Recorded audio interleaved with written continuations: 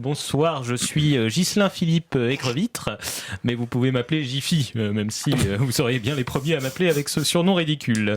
Je suis inspecteur des citations finies et je suis très honoré de Balzac d'être sur votre plateau ce soir.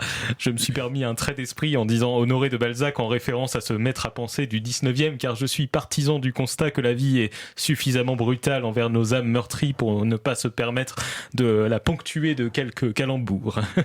Alors, mon métier consiste à évaluer la pertinence des célèbres citations philosophiques que nous clamons tous azimuts sans finalement réfléchir à la véracité de leurs propos et, le cas échéant, à les clarifier. Ah, j'ai vu votre œil pétiller comme si vous aviez pris un billet pour le train de la hype rien qu'à l'écoute de cette phrase, et je vous comprends, car c'est un métier qui a tendance à m'exciter. Mais bon, on n'est pas là pour parler de moi. Ah bah si, la nature est bien faite, que demande le peuple? Bon, le mieux, c'est que je vous en fasse une démonstration. Vous savez, ça me fait penser, c'est un peu comme quand on invite Fabien Olicard sur les plateaux pour qu'il devine à quel mot on est en train de penser, juste en regardant la position de nos sourcils. Bon, à la différence que je ne suis pas Fabien Olicard, qu'on n'est pas sur un plateau, que je devine pas des mots et que je regarde pas la position des sourcils. Donc de là à dire que cette comparaison n'a rigoureusement aucun rapport avec ce que je vais faire, il s'en faut de peu.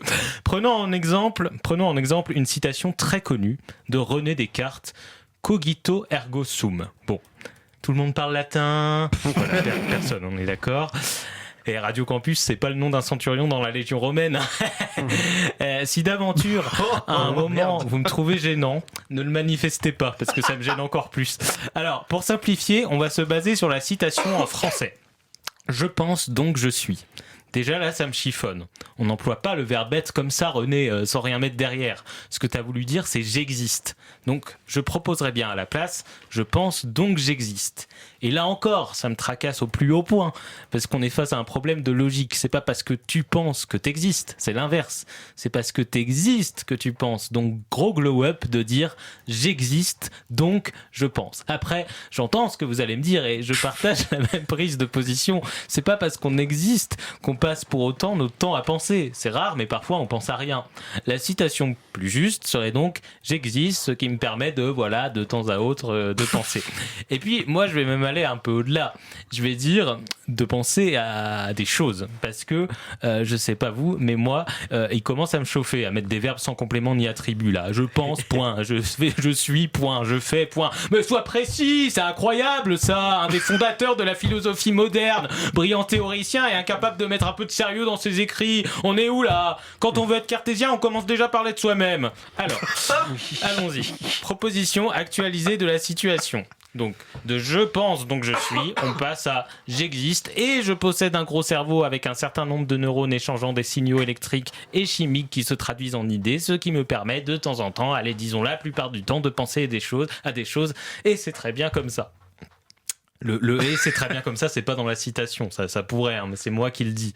Parce que si à chaque fois qu'on dit une citation, on le termine par et c'est très bien comme ça, c'est débile, quoi. À vaincre sans péril, on triomphe sans gloire, et c'est très bien comme ça, si vous voulez mon avis. Bon, bien. Eh bien voilà, je vais envoyer ma proposition à la famille Descartes. Je crois que l'un de ses descendants est animateur au Futuroscope de Chasseneuil-du-Poitou. Non, comment vous voulez que j'ai cette info? J'en sais rien, moi. Non, c'est une situation alarmante, mais je sais pas quoi faire de ma proposition de citation. Bon, à chaque journée suffit sa détresse. Je dois me dire qu'une bonne journée de travail s'achève en votre compagnie et que je réfléchirai à tout ça demain, à tête reposée. Il est d'usage de vous remercier de m'avoir invité sur votre plateau. Alors, c'est ce que je vais faire, je me lance. Merci. Bah merci monsieur Ghislain Philippe.